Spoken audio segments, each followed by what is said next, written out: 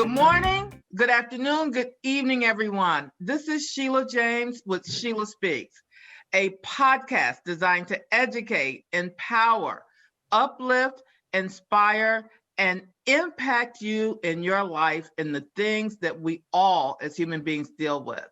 And I know I say it every week, but my goodness, do we have someone extraordinary for you today? Today we have with us Sharon Doty. Hi, Sharon. Hi, Sheila. Thank you so much for agreeing to be with us today. Oh, you're most welcome. It is really my pleasure to be here. Awesome. Well, a little bit about Sharon. She's a native of Oklahoma. She has a Juris Doctorate, a master's degree in human relations. She has her Bachelor of Music and Voice from OU. She's also the author of 3 books, and she's a mother of 3 children and 8 grandchildren. Here's what and why we have Sharon with us today. One of her books, Widowoman, A Journey, is about loss. And in her life, March 23rd, 2011, her life took an unanticipated path. Her journey through widowhood has been an enlightening and sometimes startling discovery of a hidden subculture in our society called widowhood, and how our society directs women who lose a spouse into this role. She's written a book, and this book is about her journey and what she has to offer widows and the rest of society about dealing with significant loss. Now listen, this conversation will also be just as impactful for men who have lost their wives. So really, let's listen powerfully, and let's listen to support and impact and empower not only ourselves in this conversation, but people we know who have lost a loved one, particularly with everything that we're dealing with in society today. All right, and again, Sharon, welcome. So glad to be here. And I'm so glad you're here. Well, let's just jump right in, Sharon. Tell me, first of all, what had you decide or choose to write this book? Well, honestly, my children. When I would share with my kids the world I was experiencing after my husband died, they would all say to me, Mom, you got to write about that. You have the words to say what's going on. And there are women out there who are going through this who have no voice, who can't speak about it, and who are as frustrated and mystified by it as you are from time to time. So first it was my kids, you know, and then there was really that realization that I do have something to say, and that my saying it may be the only way it gets said. And the interesting thing is that today I get tons and tons of responses from women saying, I can't believe you're saying that. That's exactly what I thought. It is exactly the thing that I went through, and nobody really gets it. Wow, amazing. So let's just start with so first of all, sorry for your loss.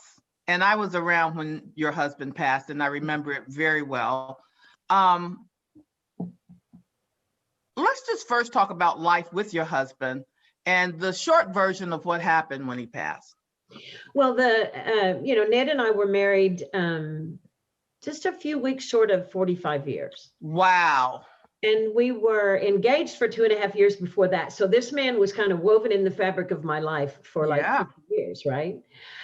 He was an architect. And as I said, we had 3 children, and 3 marry-in children and 3 born-in children, and 8 magnificent grandchildren. I come from a big family, but Ned and I lived all our lives in Oklahoma, worked, played, and loved, you know. And then he had a stroke. And in the recovery of that stroke, about 4 years after he started recovering from that stroke, he woke up in the middle of the night, sat up on the side of the bed, through a pulmonary embolism, fell over on me, and was gone. Wow. How old was he? He was 68 years old. Wow, that's young. Got it. It is. So, you know, that was almost 10 years ago now. If you can believe that, it's almost 10 years ago since Ned died now.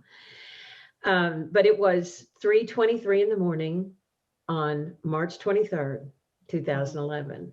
So that day, in that moment, my life altered in ways that I couldn't have possibly imagined. Wow. And what, this is really amazing. What are some of those ways in which your life altered in that moment? Well, there are a number of ways, but a couple of them that really just were there very quickly is I was Ned had been pretty much confined to home for about 4 years. The stroke had really debilitated his body. And we had a home with a large first floor, so he could roam and manage that, and he felt comfortable there. Yeah. But I was really active in the community, and I was the chair of the pastoral council at my church, at a big church, right? And I'd been in that position of leadership for 2 years. I went to lots of things by myself because he just really wasn't up for it physically. And the week before he died, I was at an event at the church, and I was sitting with a group of my friends at a table, and some were single and some were not.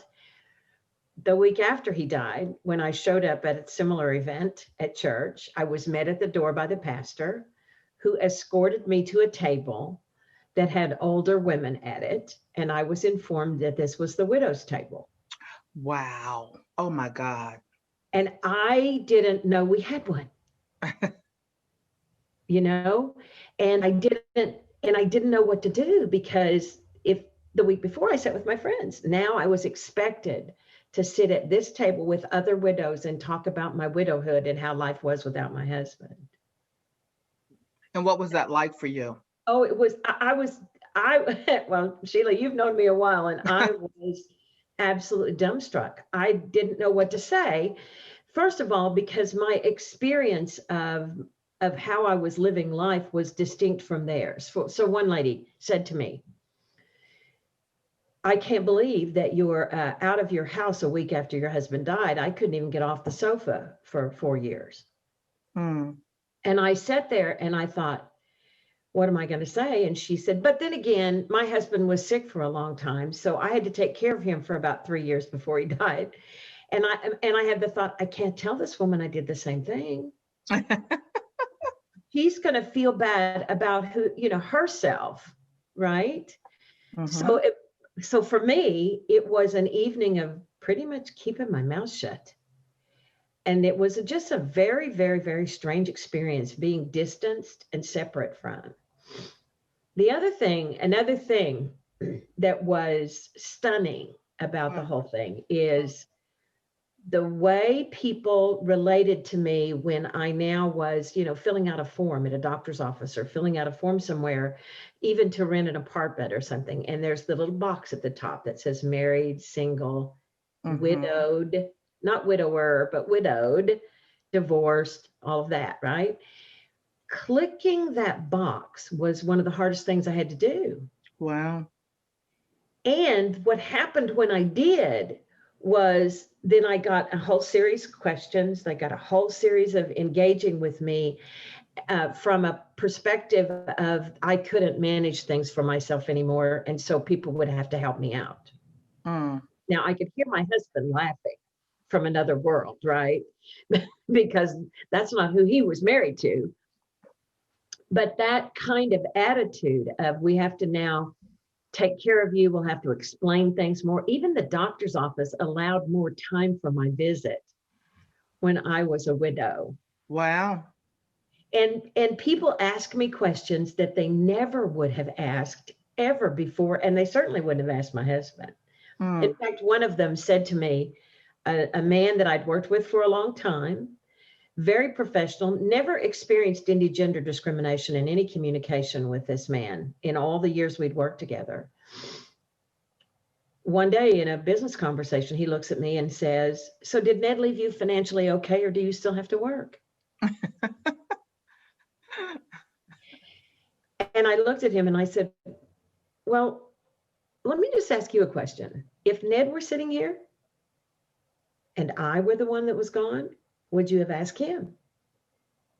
And he got this shocked look on his face and he said, "No, I wouldn't have asked him. And I said, well, that's the world I'm now expected to live in, is that it's okay for you to inquire about that. That's the world that is here now for widow, where I am. That is the world of widow, is that you expect that you should be able to ask those kinds of questions. And I said, frankly, I don't answer that question for my children. Now, if someday I say to them, I need you to pay my bills, then we can have a conversation about my situation. But that is not anybody's business but mine. Mm. And that you would ask me that and feel it's okay to ask me that is rather stunning. Well, a few months later, I was getting my hair cut by the guy who'd been cutting my hair for 30 years. And he and I are, have kind of gotten to be friends over the years. And he tells me that his sister's husband dropped dead. Mm. And he had heard me talk about some of these things I'd been experiencing. And he said that the same thing happened, that a friend of his brother-in-law's called my hairdresser and said, did he leave your sister financially okay? Like that's anybody's business. And Barry said, I looked at him and said, would you ask that question if he were still alive? And he said, no. And he said, well, it's not your business. Mm. And it just points, Sheila, to the world that widows are in, where people think it's okay, if you're a widow, to intrude into your private business. And they do. So I really got what you were just saying. It's really great. And one of the things that you say, Sharon, is that people don't think about what they say, how they react, what they do or don't do, or what they think should be happening, and that you deal with the journey in your book. So share with us more about that. Well, that's great that you asked that question, because the journey is different for every single person. Mm-hmm. But there is a societal response to the word widow that has certain things show up and expectations arise, and people are not deliberately thoughtless, right? But they don't actually think. So for example, my husband died almost 9 years ago. I mean, almost 10 years ago now. And I may be in a conversation with somebody and make some frame of reference time, like, well, let's see, that was right about the time Ned died. So that was, just sort of like in a frame of reference. And they will interrupt and stop the conversation and say, I'm so sorry for your loss. And sometimes it's even hard for me to catch up with where they are, because I'll have to stop and think, what did they say? Oh, they're fixated on Ned died 9 years ago. Okay, God. Now I got to deal with their feeling like they did what their mama would have wanted them to do. Right. To me, right? And yet at that moment in time, the conversation's not about the loss of my husband. So I'm kind of in the conversation, and people don't actually often pay attention to what's actually happening in the conversation.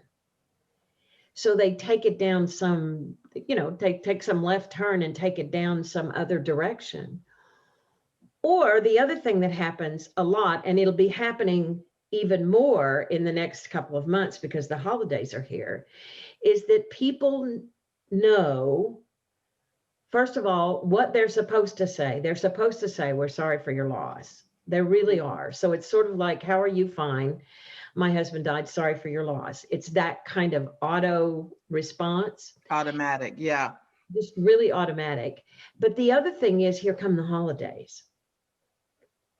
And people think they know what you need during the holidays, and they never ask you, especially if you're a widow. They don't ask you. They don't ask you, what do you want to do for Thanksgiving? I mean, my kids did ask me. And the first Thanksgiving after Ned died, I went for Thanksgiving dinner someplace I had never gone with him. I went to some relative's house so that I didn't have to deal with that, seeing him around the corner or whatever, right? So I got to say, because my kids did that.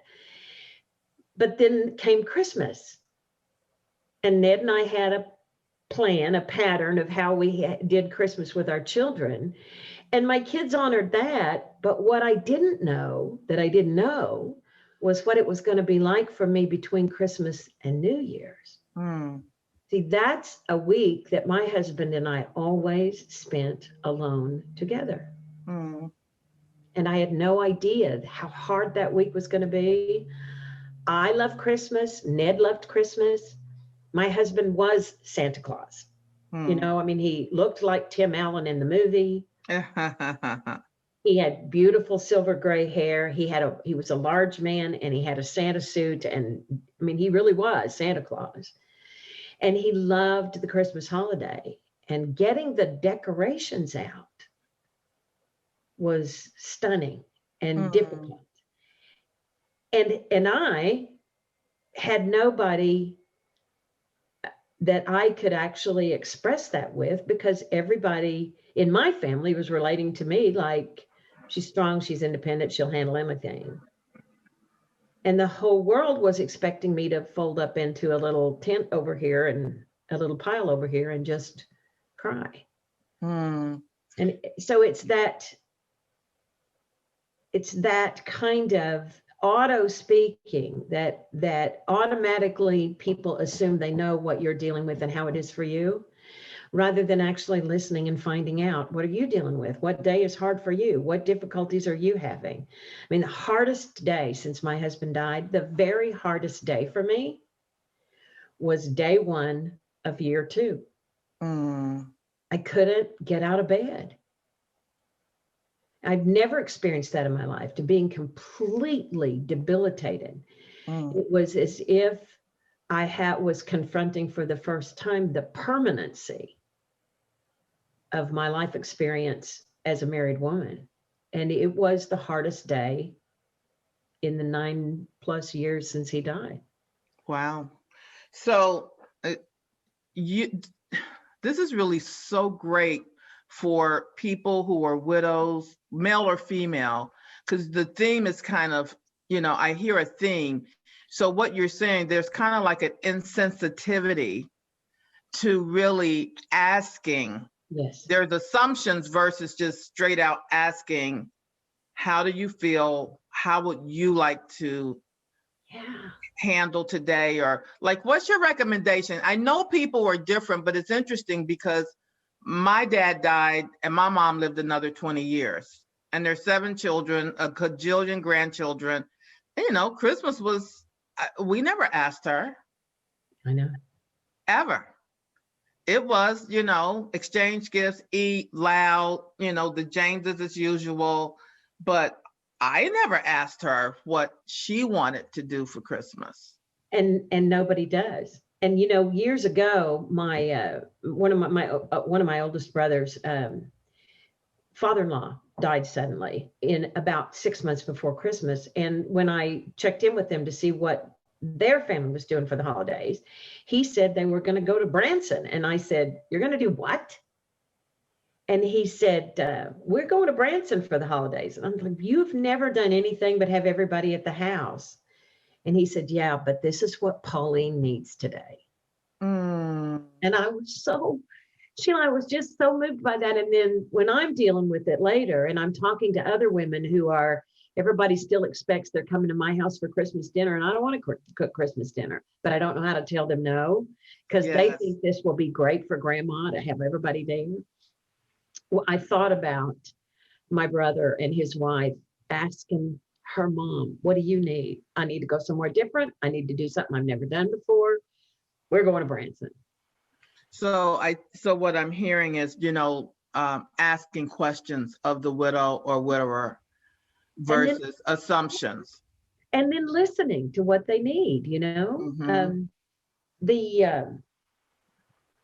it makes a huge difference to actually have the experience of being heard. We know that's kind of an anomaly in our world, is to actually have the experience of being heard. Yes. It's just a real blessing in life for when people ask you a question and then they actually listen to what it is you need. Yeah, and how they can be supported. Wow. Yeah. And so, go ahead. No, I say, and the other thing is that they'll very often, well-meaning people will say to you, oh, I know what you must be feeling. I lost my brother, or I lost my mother, or I lost my father. And my response to them is, well, I know you have loss, and I've had those losses too, and it's not this one. Yeah, everyone's loss is different. Every experience is different, whether you lose a child, whether you lose, your husband, your wife, a sister, a brother, etc. And that's a lesson for all of us when we're having a conversation with anyone who's experienced loss. One of the most insightful and touching and really moving questions that got asked of me, or comments that got made to me after Ned died, was about 60 days after he died. One of my oldest friends called me and said, "How are you doing? I've tried to imagine what it might be like for you, and I can't. Tell me what it's like." Wow. It was such a blessing for somebody to just say that and then listen to me when I shared it, And so that kind of thing, that kind of generosity of spirit can give someone the freedom to just be with what they're dealing with in the moment, whatever that loss is, right? Yeah. A few years later, this person lost her son suddenly. He fell asleep on the sofa at the house at Eddie's house with his family on Sunday afternoon and never woke up. Wow. And I have no idea what it is like to live every day getting up knowing your child is not on the same planet you're on. I can't imagine that. This is so good, because a lot of times we say, oh my God, it must be so hard for you. Oh my God. And I think we don't know what to say or how to say it or how to be with it. Yeah. And what I'm hearing from what you're saying again is just be with really be in a conversation with the person about how are you? Do you need anything from me? Or I don't know what it must be like. Just to acknowledge, I don't know what it must be like. Yeah, because it doesn't matter, because I was married 45 years to the love of my life. Okay. My friend Terry was married about 10 years to her husband when he got cancer and died and left her with 2 small boys. I speak about her in the book because that woman gave me the kind of support and loving concern in the weeks and the first few months after Ned died that I didn't know I needed. It was the sweetest thing ever. And I talked to her, I still talk to her almost every week. And she would just send me a note and it would say, okay, it's been 2 weeks. Here's what you might be experiencing. Here's what it might be like for you. Here's what it was like for me. And it just acknowledged and affirmed that whatever I was dealing with, it was okay. Whatever conversation I was having, it was okay. And that is a gift we can give to anyone who's suffering a loss. And in particular to widows. And the reason I say in particular is because there is this kind of, I don't know, I guess I would say visually, it's kind of like this big hug society wants to put around you. Yeah. And it wants to just embrace you and hold you close and protect you from whatever pain you might be suffering from. Well, first of all, we can't do that. And second of all, you have no idea how I'm dealing with it. And to assume you do really minimizes my experience of life where I am. And most of my widow friends and widow acquaintances have said to me that they've had the same experience of people not really understanding what they're going through, but thinking they do and making decisions for them. Like one of my friends was telling me her husband died about 18 months ago, and he was a good friend of mine. And some of her friends in town called her and invited her to go out with them. And at this party, there was a single man about her age they wanted her to meet. And she said, "I'm just barely got my husband in the ground. Why am I meeting a single guy?" And she said, they were just trying to help. They just didn't ask me.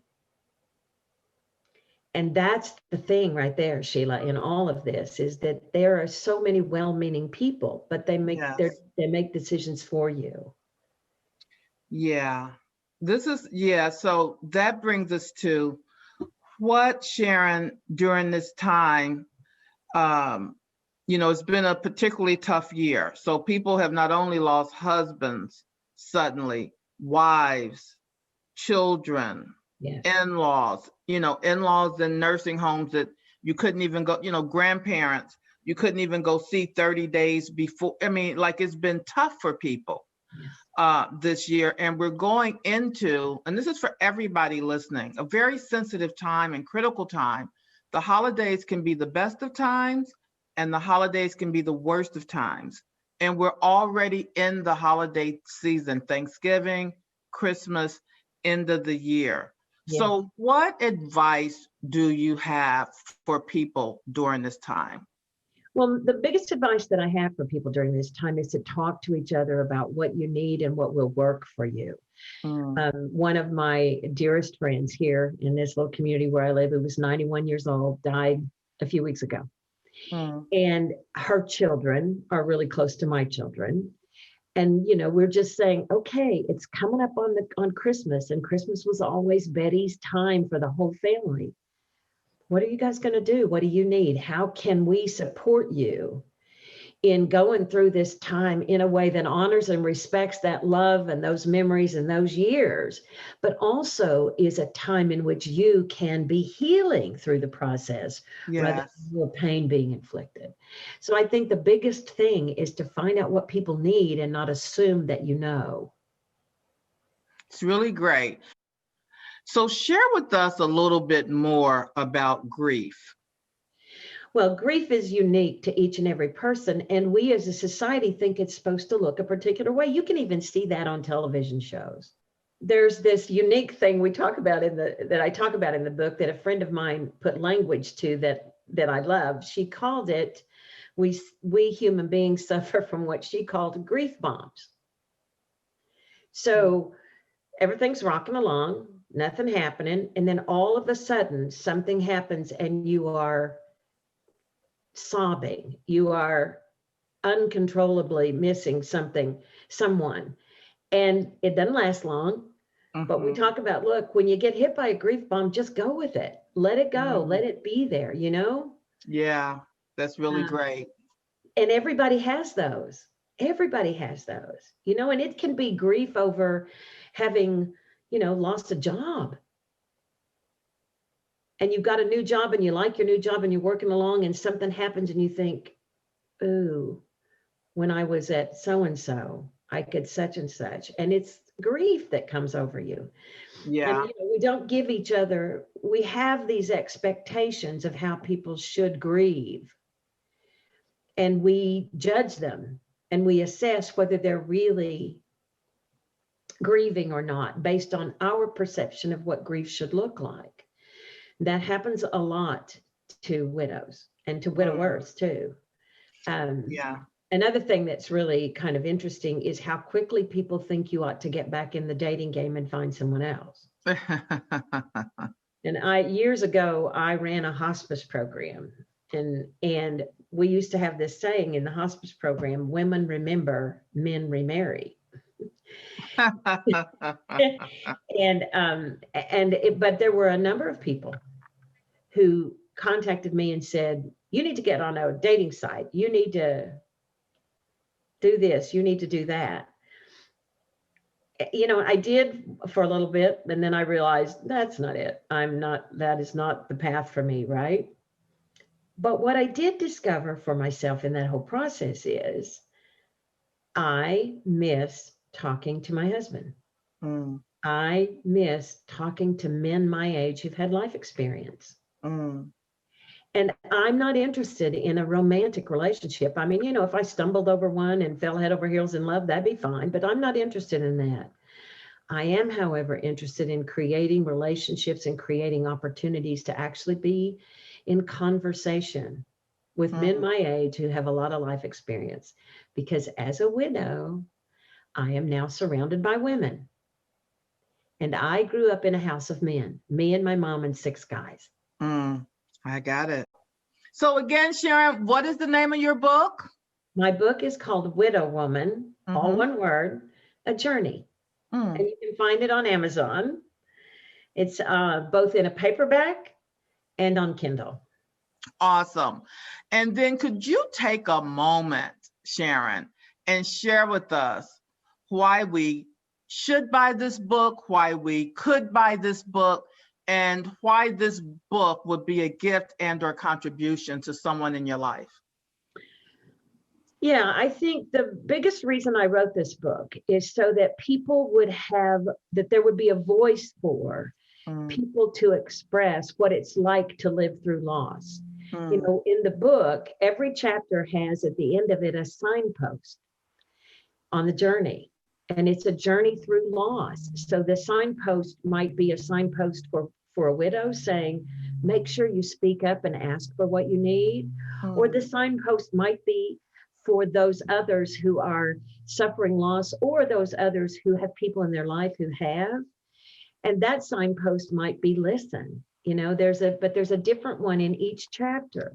Pay attention to what you're saying. There are all kinds of different signposts along the journey.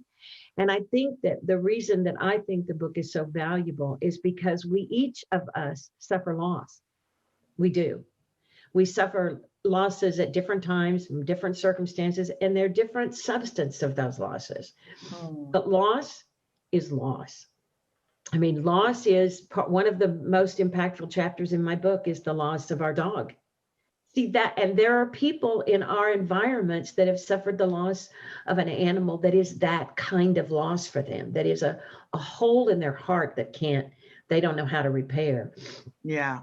So I think this book affirms each and every one of those experiences. It affirms what people have to deal with. And it also affirms the challenge it is for us to make the world safe and better for those in our life who are dealing with loss that we just want to hug and heal.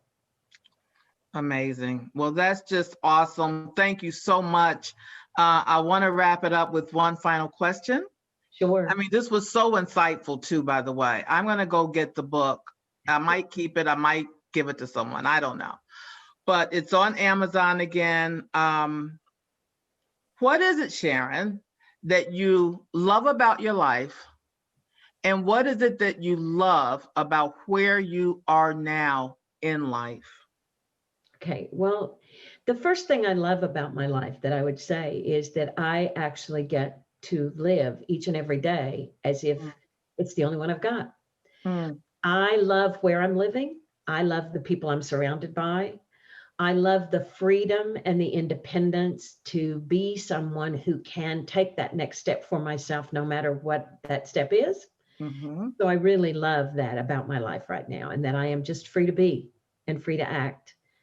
And I'm really grateful for the people in my life, the close family in my life that give me the space to do that and expect nothing less. You know? And the second question you asked me, Sheila? What do you love about where you are now in life? Like right here, right now? Well, one of the things what I love about where I am now and right here, right now, is that I am actually myself. I actually am an experience and an expression of self. Writing this book was not only cathartic for me, but it was also me actually creating a new future to live into for myself. It was really creating what's next for me. Not about writing another book. It is about, though, the opportunity I have today to be a voice for those who cannot speak up for themselves about this. And I love that. I love being able to do that, being able to speak for all of us in this situation. Awesome. Thank you so much again. Thank you for being here. For those of you listening, Widowoman, A Journey, yes? Yes. On Amazon. And for those of you who are looking for me, stjamesmedia.com.